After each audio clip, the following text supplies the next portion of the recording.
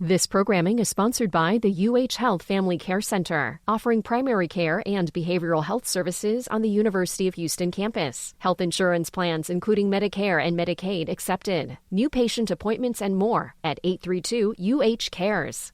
This is the Engines of Our Ingenuity, made possible by the Friends of KUHF Houston.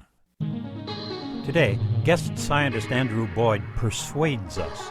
The University of Houston presents this series about the machines that make our civilization run and the people whose ingenuity created them.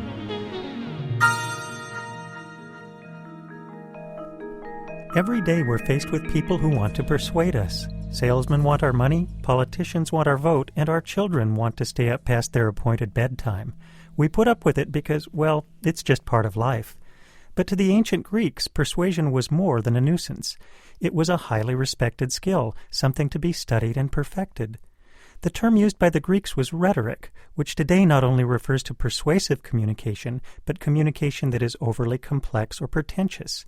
To the Greeks, however, rhetoric meant persuasion, without those negative overtones. Greek education began with the study of grammar, logic, and rhetoric. These three subjects were considered so important they even had their own name, the trivium, which means the three roads. While grammar and logic seem reasonable choices for the foundation of education, how did rhetoric wind up in the mix? Rhetoric was popularized in the 5th century BC by the Sophists.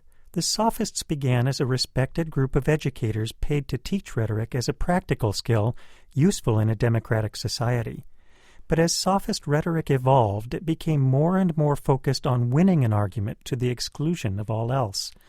Today we use the word sophistry to describe an argument that sounds good but is misleading or downright false.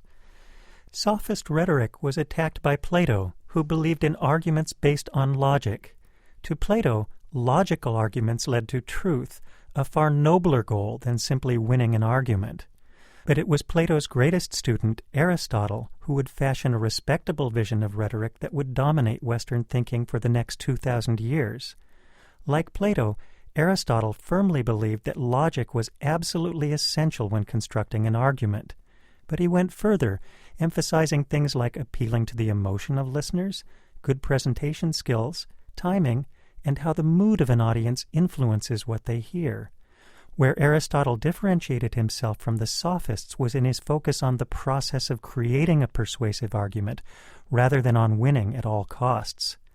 Aristotle brilliantly clarifies his position in the very first sentence of his book, The Art of Rhetoric, where he refers to rhetoric as the counterpart to Plato's logic.